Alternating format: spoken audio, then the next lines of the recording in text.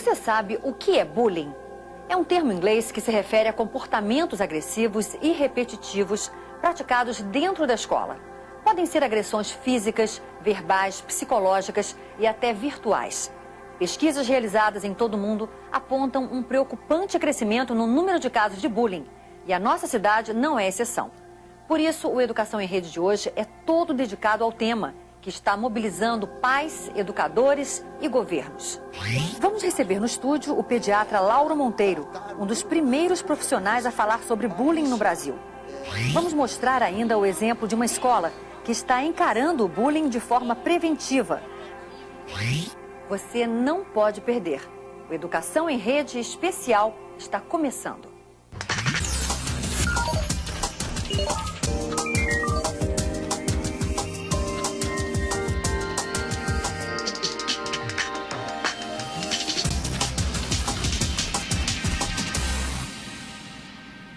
Por apelidos, implicar com os colegas, fazer gozações esporádicas, sempre foram atitudes consideradas comuns entre as crianças e até entre os adultos. Mas quando essas ações passam a ser frequentes e premeditadas, incomodam, amedrontam e até causam transtornos psicológicos e emocionais, pode ser bullying.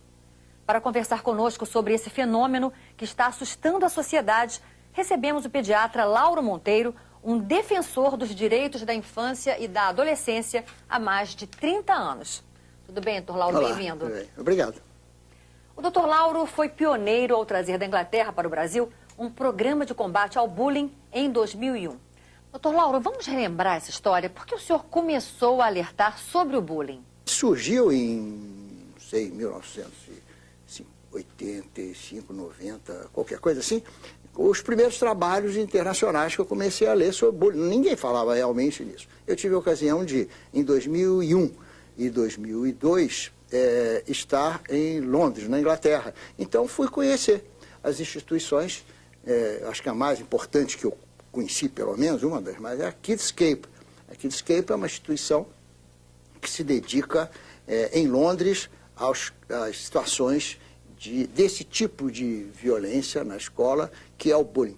Então, fui conhecer os programas de várias instituições, estive conversando com pessoas já em situações de universidade, trabalhando em universidade, mas já especificamente com bullying, por exemplo, a discriminação sobre homossexuais. Então, tem um específico bullying, quer dizer, foi abrindo um leque. Mas chegando de lá, então, colocamos... Isso em que ano, doutor Lauro? Isso foi em 2001 e 2002. Em 2002, então, fizemos uma pesquisa, colocamos uma pesquisa em prática com o apoio da Petrobras, na época, do IBOP, e da Prefeitura também, a Secretaria de Educação, Municipal de Educação.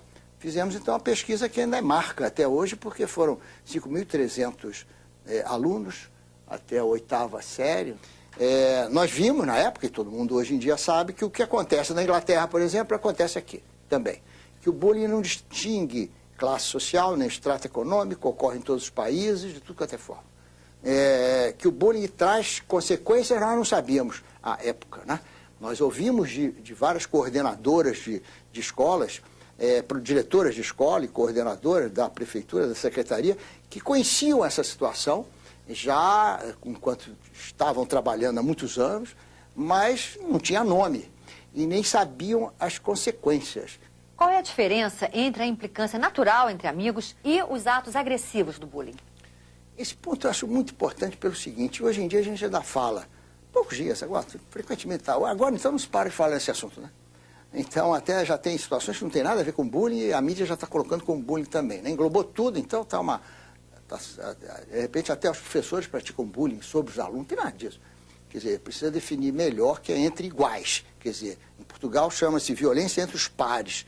Quer dizer, são entre iguais. Se a gente está falando do school place bullying, ou seja, do bullying na escola, então a gente tem que entender que é entre alunos. E as pessoas ainda hoje acreditam, dizendo, está havendo um exagero, isso daí sempre existiu. Sempre existiu. Ontem uma pessoa me falou, a minha filha suava tremendamente nas mãos, então tinha um apelido horroroso, ela não podia cumprimentar ninguém. Ela sofreu bullying, portanto. Só que na época não era esse nome. Acho que ficar falando nesse assunto, quer dizer, aí é que está, a desvalorização da situação, considerando que é uma brincadeira, e eu digo sempre, ó, se é brincadeira, é sem graça, é mais do que sem graça, isso é violência.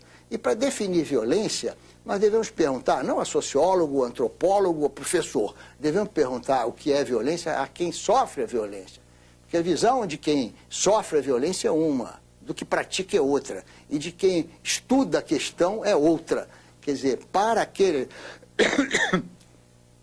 que sofre a violência, justamente respondendo a sua pergunta, aquilo pode ser dramático. Quer dizer, você chamar de baleia uma pessoa, um menino gordo, ou de lasanha, que eu me lembro de numa escola que foi entrevistado, coitado do garoto lá, e falou, eu não sei por que me chamam de lasanha. Ele era realmente enorme, devia ter uns 120 quilos, e não era forte não, sabe?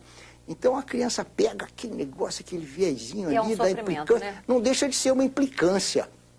E também uma conquista de poder para liderança dentro de sala de aula. E escolhe um ou dois. Pode-se dizer que é uma brincadeira? Eu acho que pode-se pensar que é uma brincadeira, mas não cabe nunca um professor dizer que isso é brincadeira. Acho que é o ponto número 1. O professor tem que parar de achar que isso é brincadeira. E ainda acha, infelizmente. Que problemas ou sintomas as vítimas de bullying podem apresentar? Eu acho que é muito fácil. Eu acho que às vezes complicam a questão do bullying. Se uma professora, se um pai, se um médico, um pediatra identifica uma criança que esteja deprimida, ela é triste continuamente, ela é exageradamente, talvez por ser exageradamente, tímida.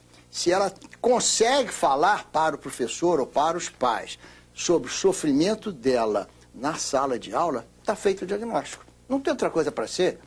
Não se pode, não Mas precisa... nem sempre a criança fala, né?